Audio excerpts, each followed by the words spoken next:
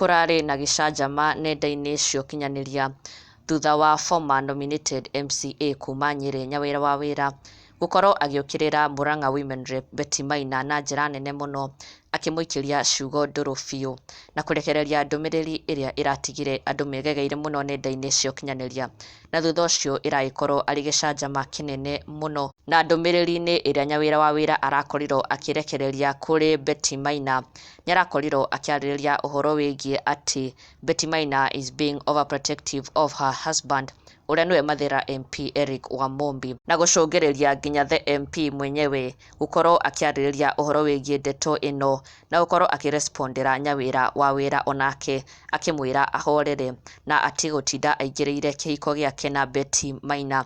Na ĩno haha nĩyo ndũmĩrĩri ya Nyawira wa Wîra kũrĩ Betty Maina, ndũmĩrĩri ĩrarĩ na marũrũ maingĩ biũ, na oho agĩũkĩrĩra Betty Maina na njĩra nene mũno. Na thutha ũcio Eric Wamombi ũrĩa nĩwe the husband to Betty Maina arakorwo akĩrespond na gũkorwo akĩra Nyawira wa Wîra atĩ my sister Nyawira wa Wîra and my former colleague, are you depressed?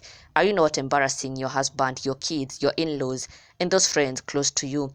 Please note, those people celebrating you are not your friends. True friends should caution you to style up and stop embarrassing, humiliating yourself and disrespecting yourself.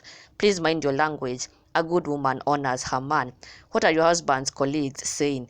Let post-election depression not bring you this far. Your husband, a police officer, if you honor and support him, he will support your family until you get your next level. Ariyo response ya Eric Wamombi, the husband to Betty Maina, na ũrĩa nĩ MP wa Mathira, response yake kũrĩ Nyawira wa Wîra thutha wake gũkorwo agĩũkĩrĩra Betty Maina, his wife. Na thutha ũcio oho ndeto ingĩ iracoka kumbũka atĩ Nyawira wa Wîra na Betty Maina have made up, nĩmakorwo makĩiguana, na Nyawira wa Wîra herself confirmed the news na gũkorwo akiumbũra atĩ they have talked over the phone with Betty, na rĩu maũndũ nĩ mega, vita imeisha. Nyawira akirekereria ndũmĩrĩri ĩno akiuga bipartisan talk have yielded positive results. See how things are easy when handled the right way. Just one call and my heart calms down. Nyawira wa Wîra agĩkiumbũra atĩ nĩmakorwo makĩnina ngũĩ yao mena Betty Maina and things are okay now. Na ndũgakĩriganĩrwo gũsubscribe and follow us on Facebook for the latest and more trending Kikuyu celebrity news.